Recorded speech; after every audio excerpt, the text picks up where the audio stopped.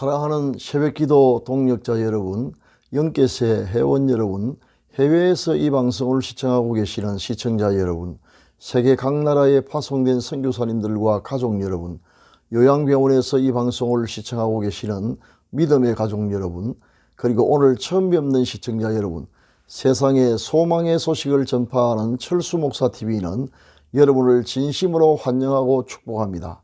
오늘은 5월 24일 월요일입니다.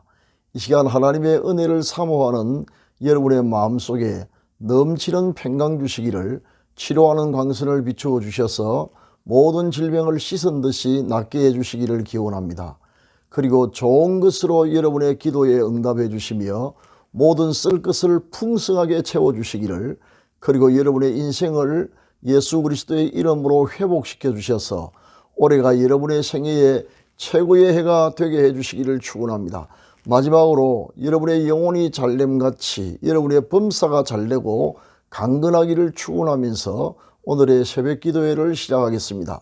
철수목사TV는 매일 이른 아침마다 집으로 배달되는 신선한 목장의 산양우유처럼 여러분의 영혼의 유익이 되기를 소망합니다. 사도신경을 암송함으로 신앙을 고백하겠습니다. 전능하사 천지를 만드신 하나님 아버지를 내가 믿사오며 그 외아들 우리 주 예수 그리스도를 믿사오니 이는 성령으로 잉태하사 동정녀 마리아에게 나시고 본디오 빌라도에게 고난을 받으사 십자가에 못 박혀 죽으시고 장사한 지 사흘 만에 죽은 자 가운데서 다시 살아나시며 하늘에 오르사 전능하신 하나님 우편에 앉아 계시다가 저리로서 산자와 죽은 자를 심판하러 오시리라. 성령을 믿사오며 거룩한 공예와 성도가 서로 교통하는 것과 죄를 사하여 주시는 것과 몸이 다시 사는 것과 영원히 사는 것을 믿사옵나이다. 아멘. 다같이 찬송가 182장 강물같이 흐르는 기쁨을 함께 부르겠습니다.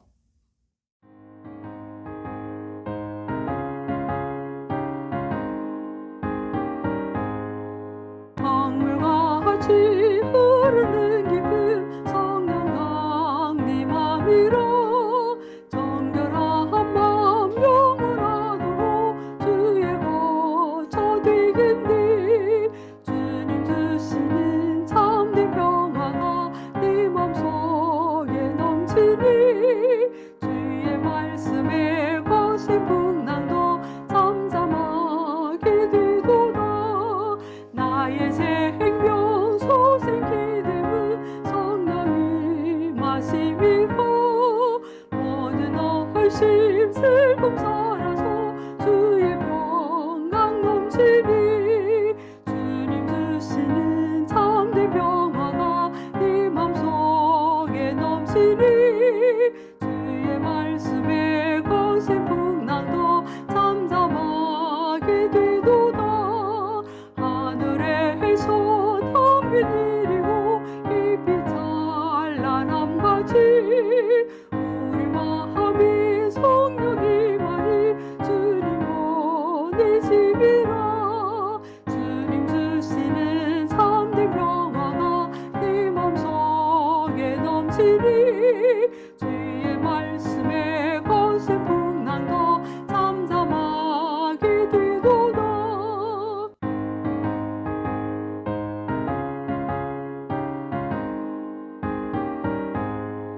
생명신이 넘쳐 흘러서 마른 광야 적시니. 어의 열매 불어익어서 주스를 기다리니. 주님 주시는 참된 평화가 네 맘속에 넘치니. 주의 말씀에 거센 풍랑도 잠잠하게 되도다. 놀라우신 주의 은혜로 그의 얼굴 뵙겠니. 평화로운 안식처에서 영원토록 쉬겠니. 주님 주시는 참된 평화가 내 맘속에 넘치니. 주의 말씀에 거센 풍랑도 잠잠하게 되도다. 지금은 하나님의 말씀인 성경을 한 목소리로 크게 읽는 시간입니다. 같이 읽으실 오늘의 말씀은 스가랴 12장 10절 말씀입니다. 성경에 이르시기를 하나님의 말씀을 읽는 자가 복이 있다고 하셨습니다. 오늘의 말씀이 여러분의 인생을 바꾸어 놓을 것입니다. 다 같이 읽으시겠습니다. 시작.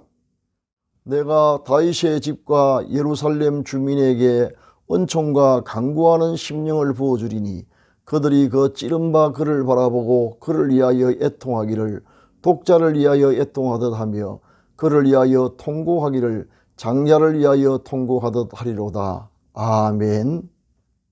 사랑하는 시청자 여러분, 어제는 성령 강림 주일이었습니다. 오순절날 성령께서 이 땅에 강림하신 것을 기념하는 날입니다. 예수님 성천하신 후 약속하신 대로 성령께서 강림하심으로 땅 위에 교회가 세워졌습니다. 따라서 성령과 교회는 불가분의 관계에 있습니다. 그뿐만 아니라 성도의 믿음과 삶의 전능력에 있어서 성령의 역사는 결정적입니다. 성령 강림 주일을 맞이하여 성령님이 하시는 일에 대해서 몇 차례에 걸쳐 말씀을 나누고자 합니다. 성령님은 어떤 일을 하실까요? 성령님이 하시는 일이 너무 많으므로 오늘은 그 중에서 한 가지, 즉 회개하게 하는 역사에 대하여 말씀드리겠습니다. 우리가 구원받음에 있어서 회심은 필수적인 요소입니다. 회심하지 않고서는 아무도 구원을 받을 수가 없기 때문입니다. 이렇게 중요한 회심에는 두 가지 요소가 포함되어 있습니다. 회개와 믿음이 그것입니다. 참된 회개와 예수 그리스도를 믿는 믿음, 이 두 가지를 합해서 회심이라고 말합니다. 환원하면 구원받은 사람이란 곧 회심한 사람을 가리키는 말입니다. 따라서 참된 회개 없이 구원을 받기란 절대 불가능합니다. 그러나 참된 회개는 사람의 의지에 달려있지 않고 오직 성령의 역사로만 가능합니다. 구원받음에 있어서 성령의 역사가 결정적인 이유가 여기에 있는 것입니다. 그렇다면 참된 회개란 어떤 것일까요? 많은 사람이 회개를 감정적인 뉘우침과 후회 정도로 알고 있습니다. 그러나 참된 회개는 그 수준을 훨씬 넘어서는 것입니다. 회개에 대하여 성경에 언급된 표현을 소개하고 그 정의를 말씀드리겠습니다. 회개란 후회하다, 한탄하다, 뉘우치다, 뜻을 돌이키다, 돌아오다, 후회, 참회, 해완 등의 뜻으로 사용되었는데 이를 정리하면 회개란 죄를 깨닫고 한탄하며 슬퍼하고 죄를 미워하여 버리고 하나님께로 180도로 완전히 돌아서는 것을 뜻하는 말입니다.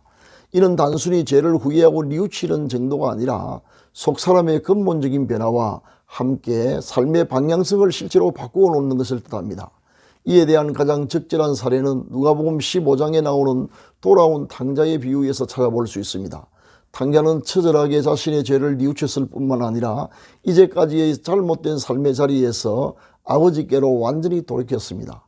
어떤 신학자는 참된 회개란 지적, 정서적, 의지적 요소가 다 포함된 것이라면서 설명하기를 지적으로는 자신이 죄인임을 확실하게 깨닫고 감정적으로는 죄 지은 일에 대하여 후회하고 슬퍼하며 억울하게 여기고 죄를 미워하며 의지적으로는 죄에서 돌이켜 하나님께로 완전히 돌아가는 결단과 행위가 포함한다라고 했습니다.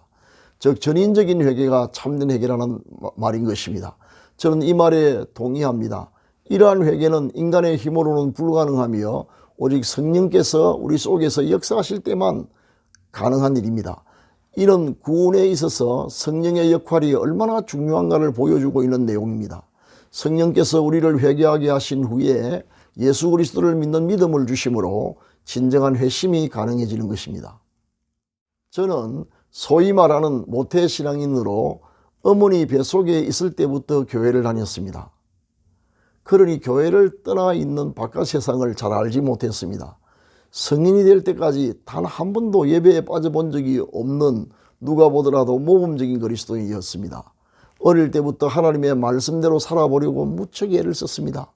교회에 가면 회개해야 한다는 말을 늘 들었으므로 제 기억으로 기도할 때마다 회개하지 않았던 때가 없었던 것 같습니다. 그러나 지금 와서 생각해 보면 그 회개가 피상적이었던 것 같습니다. 소소한 잘못에 대하여 늘 고백하고 용서를 구하는 정도였으니까 말입니다. 죄의 비참함에 대한 절실한 깨달음이 없었으니 죄에 대하여 전인적인 회개를 할 수가 없었습니다. 그러다가 놀라운 일이 제게 일어났습니다. 저는 그 날과 장소까지 뚜렷하게 기억합니다. 1975년 3월 초순 대학 입학식 채플 시간이었습니다. 그날 학장이신 이건삼 박사님께서 마태복음 16장을 인용하여 이 반석 위에 내 교회를 세우리라는 설교를 했습니다. 그 시간에 저는 성도 제일교회 성가대석에 앉아 있었습니다. 그런데 설교를 청취하고 있는 도중에 갑자기 이상한 일이 일어났습니다. 이전까지 한 번도 경험해 본 적이 없던 일이었습니다. 갑자기 제가 얼마나 흉측한 죄인인가가 몸서리 쳐질 정도로 깨달아졌던 것입니다. 지난 과거가 순식간에 눈앞에 펼쳐지며 제 인격의 일부가 아닌 전부가 한 군데도 성한 곳이 없이 완전히 부패해 있는 모습을 발견한 것입니다. 그런데 더 놀라운 것은 그런 내가 가파른 절벽의 꼭대기에서 한 발을 든 채 한 발로만 서 있는 모습을 보았던 것입니다. 미천 끝을 모르는 낭떠러지인데 금방 누구라도 손가락 끝으로 나를 툭 치기라도 한다면 저 밑 모르는 지옥으로 당장 바로 떨어질 수밖에 없겠다는 위기감이 온몸을 움츠려들게 했습니다. 지금까지 이러고 살아온 것이 기적이었다는 생각과 함께 온몸에 식은땀이 흘러내렸습니다. 나는 나 자신도 모르게 두 손으로 제 앞에 있는 의자를 꽉 붙잡았습니다. 그 급박한 짧은 순간 영원한 생과 사의 갈림길에서 몸부림치며 나를 구원해 줄 분을 찾았습니다. 불현듯이 예수님의 이름이 기억났고 구원자의 이름을 정말 힘을 다해 간절하게 불렀습니다. 오 주여 나를 구원하여 주소서. 절벽에 매달린 낙하 직전에 있는 자의 절박한 음성으로 예수님을 찾았습니다. 그때 주님께서 제 내면에 말씀하셨습니다. 내가 내 죄를 다 담당하였으므로 내 모든 죄가 다 사하여졌느니라. 그 사제의 음성은 제 등에 언제나 얹혀있던 그 무거운 죄 짐을 내려놓게 했고 죄의 제사슬과 모든 두려움과 불안으로부터 영원한 자유를 기쁨과 평안을 가져다 주었습니다. 그 은혜가 감사해서 눈만 감으면 주체할 수 없이 눈물이 흘러내렸습니다. 후회와 감사가 뒤섞인 말로 표현할 수 없는 감동이 제 마음속에 항상 충만했습니다. 그렇게 울고 또 울었던 시간이 적어도 6개월 이상 지속되었습니다. 그리고 다른 이들도 저와 같은 구원의 은혜를 경험할 수 있도록 제가 있는 곳 어디에서나 힘을 다해 전도했습니다. 그런데 나중에 교회사를 연구하는 가운데 저만 이런 경험을 했던 것이 아니라 수많은 청교도와 믿음의 사람들이 저보다 먼저 유사한 경험을 했던 것을 알 수 있었습니다. 결론은 우리를 구원에 이르게 하는 참된 회개는 오직 성령의 역사로만 가능한 신비로운 일이라는 사실입니다. 저는 한국 교회의 인위적인 부흥이 아닌 성령의 역사로 말미암는 진정한 부흥이 다시 일어나기를 소망합니다. 성령의 역사로 말미암는 참된 회개가 일어나기를 진정으로 갈망합니다. 성령의 역사에 대해 앞으로 몇 해 동안 더 말씀드릴 예정입니다. 감사합니다. 지금은 합심기도의 시간입니다. 병 낫기를 원하시는 분은 믿음으로 환부에 손을 얹으시기 바랍니다. 기도를 시작하겠습니다. 사랑의 하나님 아버지, 우리에게 성령을 보내주신 은혜를 감사드립니다. 성령에 의한 참된 회개와 진정한 부흥이 일어나게 하옵소서. 이 시간 우리를 불쌍히 여겨주셔서 병든 몸을 치료하여 주옵소서.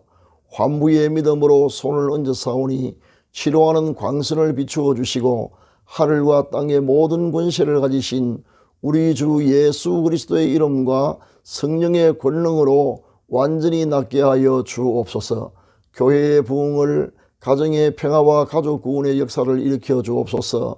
연로하신 부모님의 믿음과 건강을 끝까지 지켜 주옵소서. 자녀들의 가는 길을 인도하셔서 우리 자녀들이 어디에 있든지 무엇을 하든지 머리가 될지언정 꼬리가 되지 않게 하시며 항상 위에만 있고 아래에 있지 않게 하옵소서. 새 속에 물들지 않고 하나님을 기쁘시게 해드리는 자녀들이 되게 하여 주옵소서. 우리 생업에 100배의 복을 주셔서 올해가 지금까지 살아왔던 날 가운데 최고의 해가 되게 하옵소서. 이 시간 특별한 소원을 품고 기도하는 시청자들의 기도가 다 응답되게 하옵소서. 수고하시는 선교사님들과 요양병원에 입원 중인 가족들과 국군 장병들과 북한 동포를 지켜주시며 이루어할 모든 것 풍족하게 내려주시옵소서. 오늘 또 주님과 함께 동행하는 승리하는 하루가 되게 해 주시옵소서. 우리 구주 예수 그리스도의 이름으로 기도합니다. 아멘. 지금은 개인 기도의 시간입니다. 세 가지 기도 제목을 드리겠습니다. 첫째, 오늘의 말씀을 기억하면서 우리를 성령으로 충만하게 해주시도록. 둘째, 병으로 고생하는 믿음의 가족들을 고쳐주시도록. 셋째, 한 사람 이상에게 복음을 전하도록 기도하시기 바랍니다. 감사합니다.